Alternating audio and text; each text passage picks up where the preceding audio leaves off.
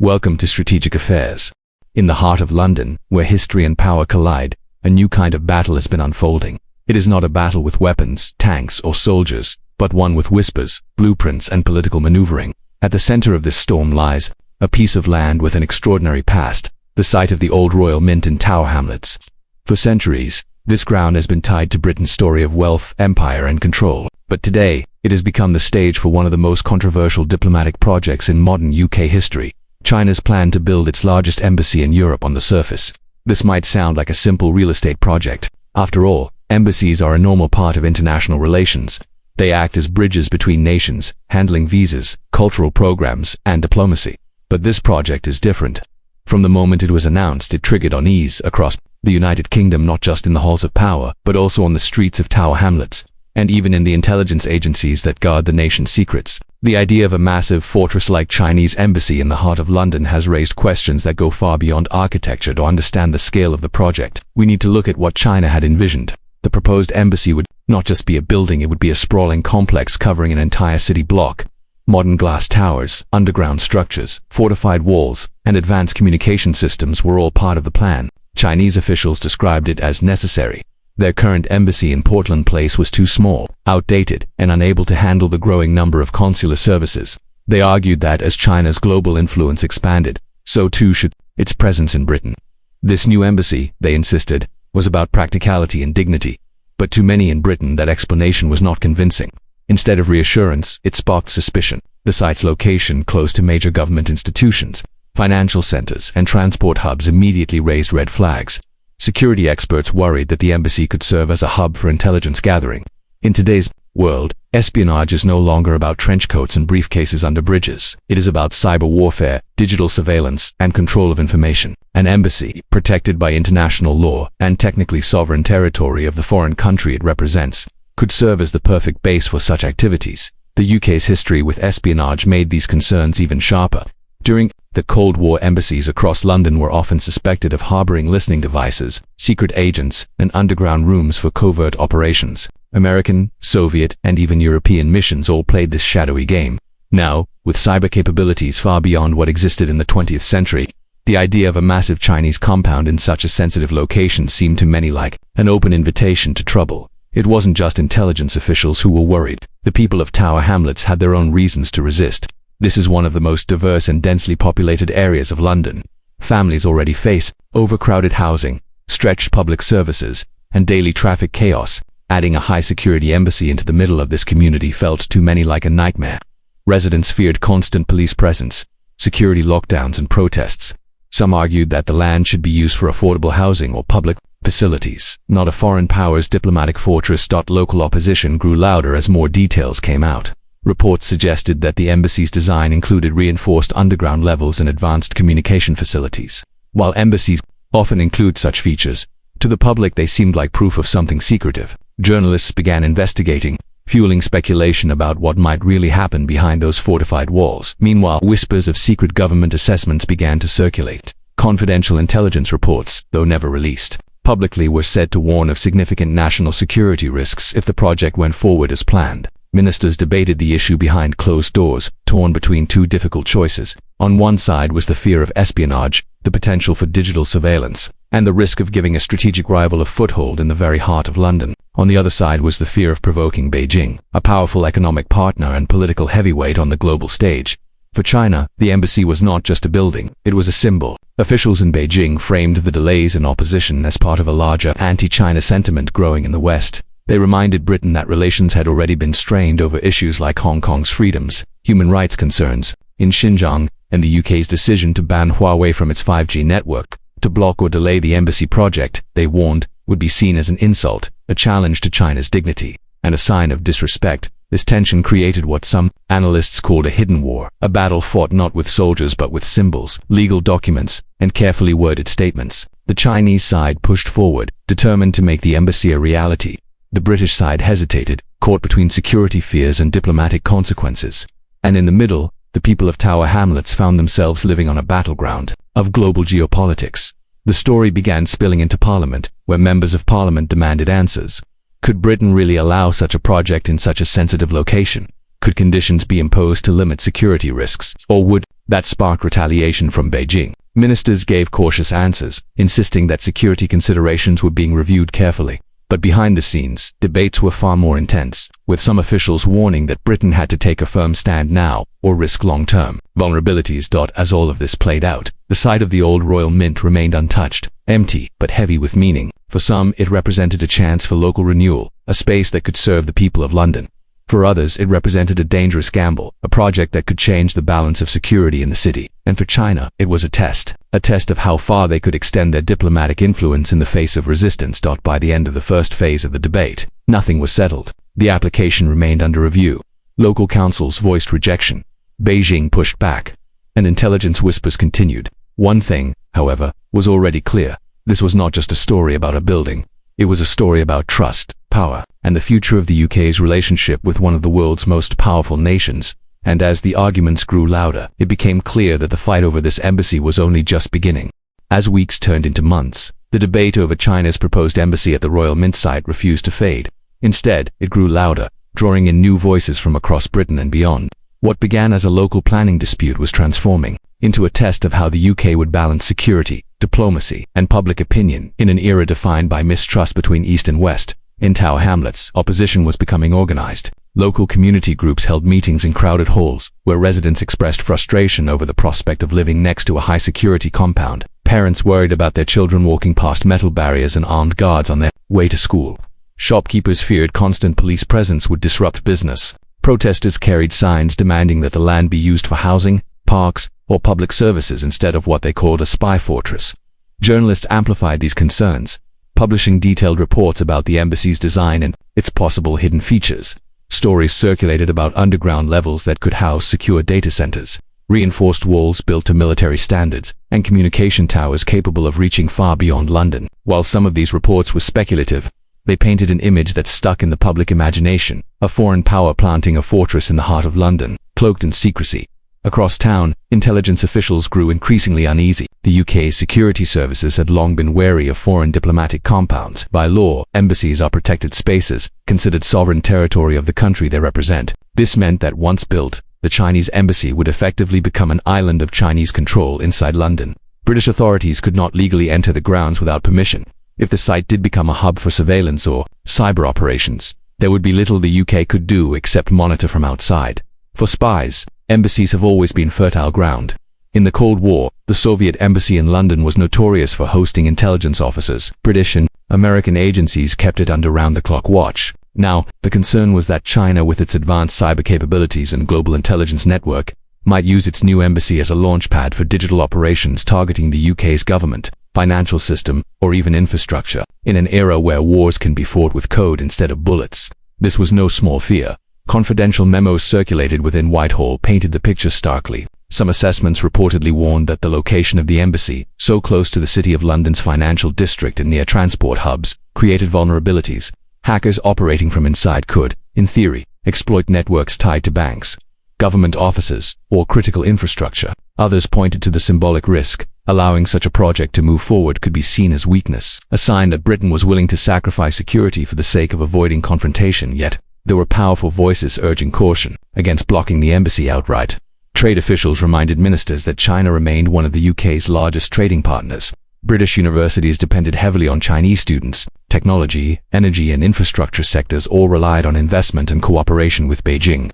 To provoke China by halting the embassy plan could lead to retaliation, cancelled trade deals, reduced investment, or even political blowback. Against British companies operating in China, this divide inside government created a sense of paralysis. Publicly, ministers stuck to vague statements about reviewing the application and considering national security implications.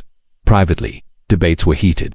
Some cabinet members pushed for finding a compromise, such as imposing design changes or relocating the embassy to a less sensitive area. Others insisted that Britain should stand firm and reject the plan altogether, even at the risk of sparking a diplomatic crisis. Meanwhile, China made its own position clear. Chinese diplomats issued statements expressing frustration at the delays. They reminded Britain that their current embassy was outdated and overcrowded, unable to meet the growing demand for consular services. They framed the new project as practical, even humanitarian, since it would make visa services smoother for thousands of Chinese citizens and British visitors alike. But alongside these reassurances came sharp warnings. Chinese officials described the opposition as fueled by anti-China sentiment and warned that blocking the project would harm bilateral relations. In carefully chosen words, they suggested that Britain risked undermining decades of cooperation, painting the embassy issue as part of a broader pattern of Western hostility toward China. For Beijing, the embassy was no longer just a building, it was a symbol of respect, recognition, and global status. To deny it was to insult China itself. This framing only fueled the controversy further. In Parliament, MPs demanded to know whether Britain was being intimidated by a foreign power. Should London allow its security decisions to be shaped by the threat of economic retaliation? Or was the government right to tread carefully, recognizing that in today's interconnected world, every action carried consequences? The United States also began to quietly weigh in. American intelligence agencies had long warned their allies about the risks posed by Chinese diplomatic and commercial facilities. Washington reportedly urged London to take a hard line, reminding them of China's track record of cyber espionage and covert influence operations. Some analysts suggested that Britain was being pressured by both sides, Beijing demanding respect and Washington pushing for resistance. The tension placed Tower Hamlets residents in an unusual position. Suddenly, their borough, long known for its diversity, poverty, and resilience, was at the center of global politics.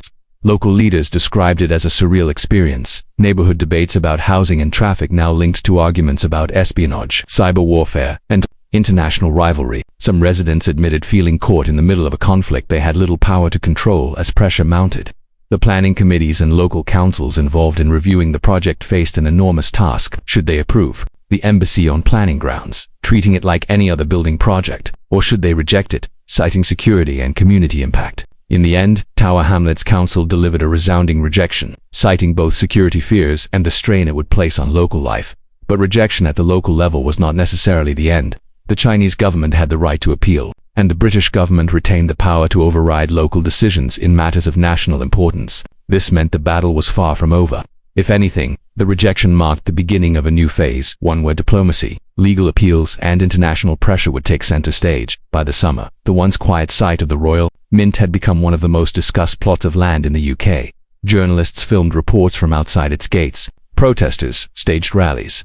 Politicians used it as an example in speeches about the dangers of foreign influence, and across London, ordinary people debated what it all meant. Was this about one building, or was it about something larger? Clash of values, a struggle for control, and a test of Britain's ability to protect itself in a rapidly changing world. The hidden war was becoming visible, and the stakes were growing higher. By the time the Tower Hamlets Council officially rejected the plans for China's new embassy, the issue had grown far beyond a local planning matter.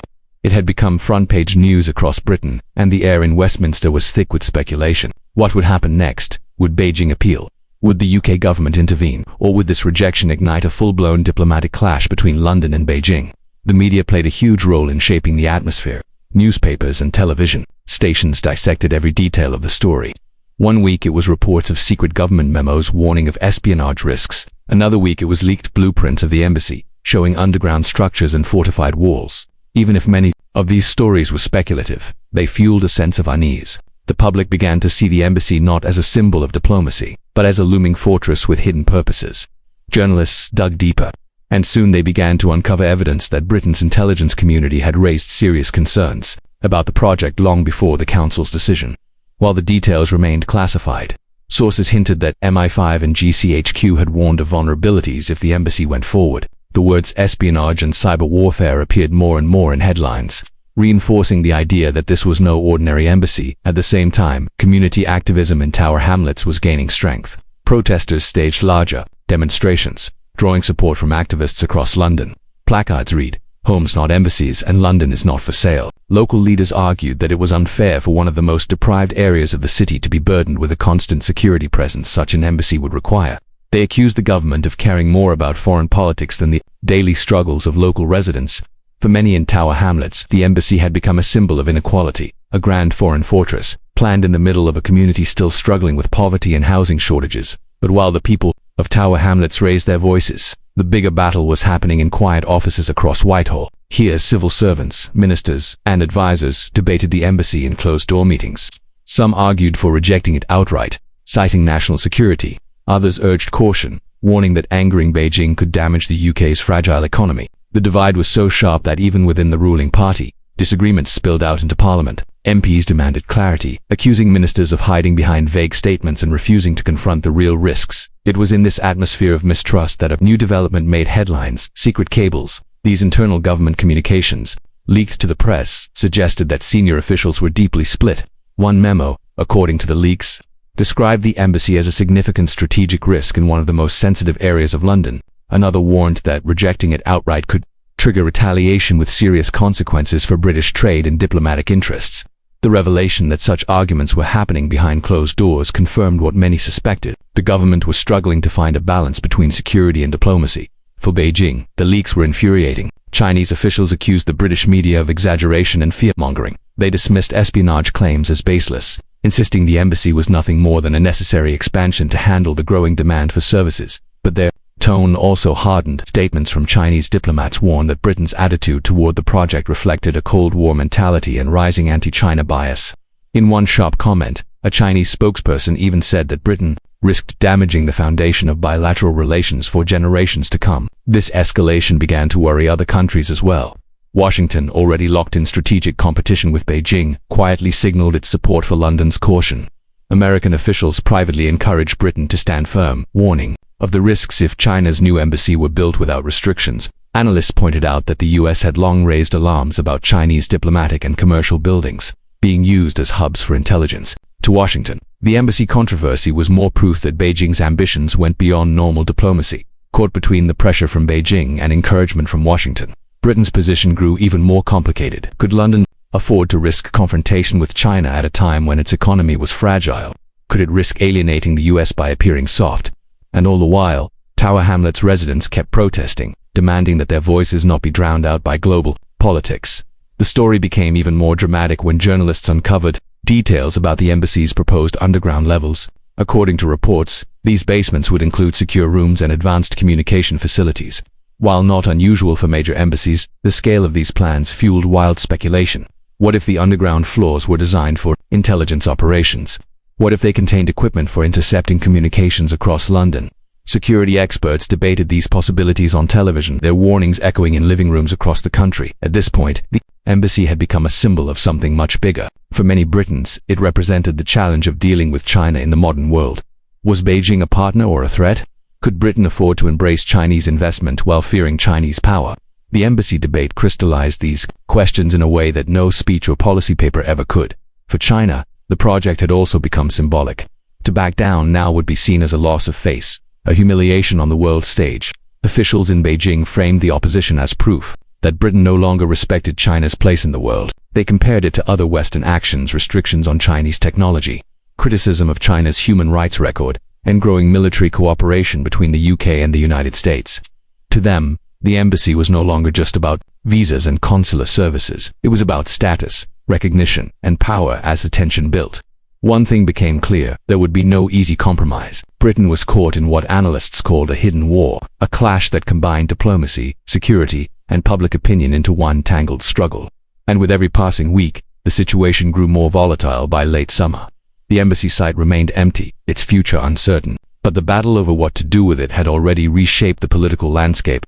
Britain was more skeptical than ever about Chinese influence. Tower Hamlets residents had discovered the weight of global politics on their doorstep, and the packed press had found a story that combined espionage, power, and community struggle, the perfect mix for headlines. Yet, as the story spread further, one question loomed larger than any other. If the UK blocked the embassy completely, how would China respond? And if Britain allowed it, could the nation ever truly feel safe knowing that in the heart of its capital stood a fortress tied to a rising rival?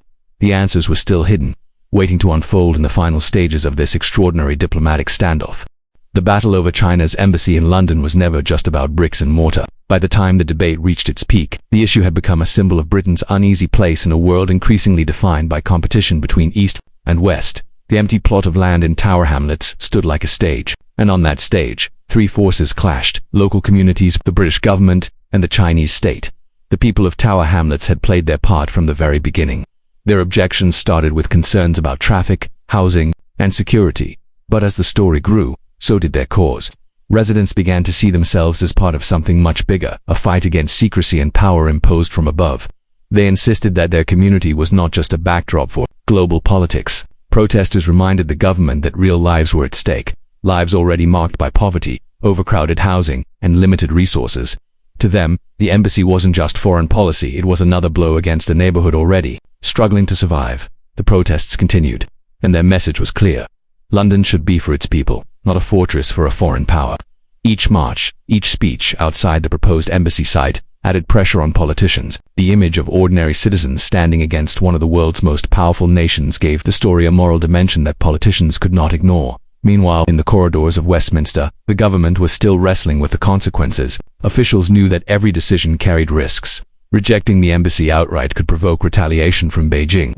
Allowing it to go forward risked angering the public, alienating the Americans, and raising new security fears. In truth, the government was caught in a no-win situation. Inside Whitehall, the debate became sharper. Intelligence officers laid out scenarios in stark terms. If the embassy were approved, Britain might face a new hub of surveillance in the heart of its capital.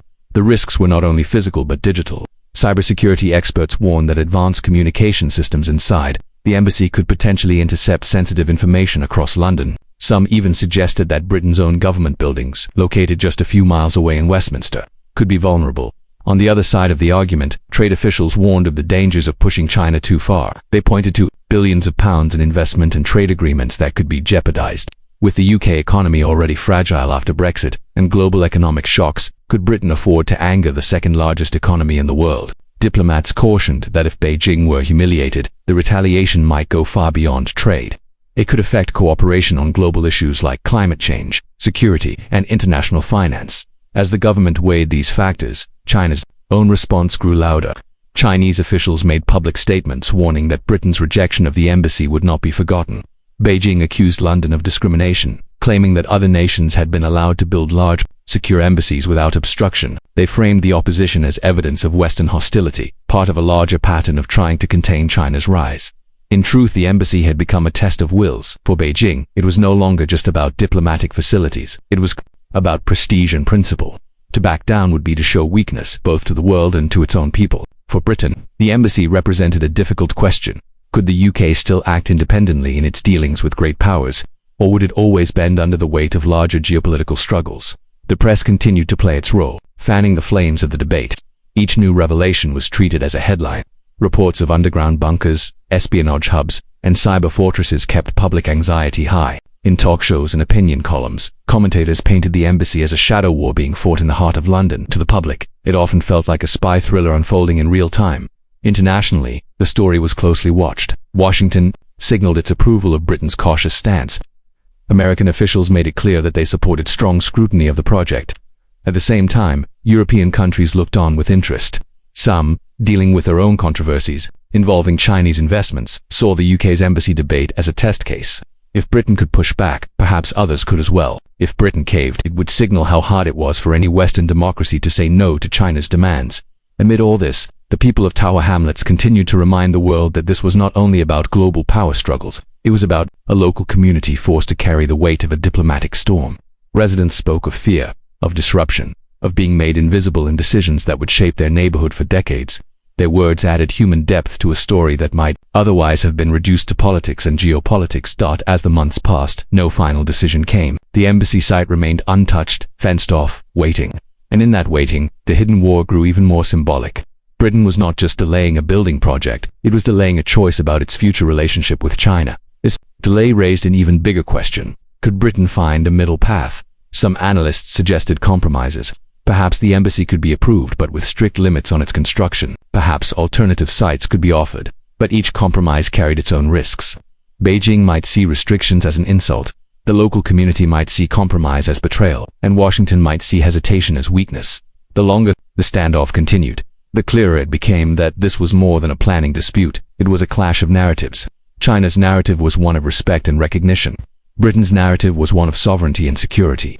The local community's narrative was one of justice and survival. These stories did not fit together, and no easy solution could make them align. By the end of the year, analysts were calling the embassy site London's most symbolic battlefield. Some believed Britain would eventually reject it outright, choosing security and politics over trade. Others believed a quiet deal would be struck, one that allowed construction to begin under heavy conditions. But whatever the outcome, the damage was already done. Trust between Britain and China had been weakened. The people of Tower Hamlets had been left uncertain about their own role in the decision, and Britain's place in the world caught between Washington and Beijing had become more complicated than ever. The hidden war was not over. It was only beginning. For in the years ahead, the embassy would continue to haunt British politics, whether it was built or not.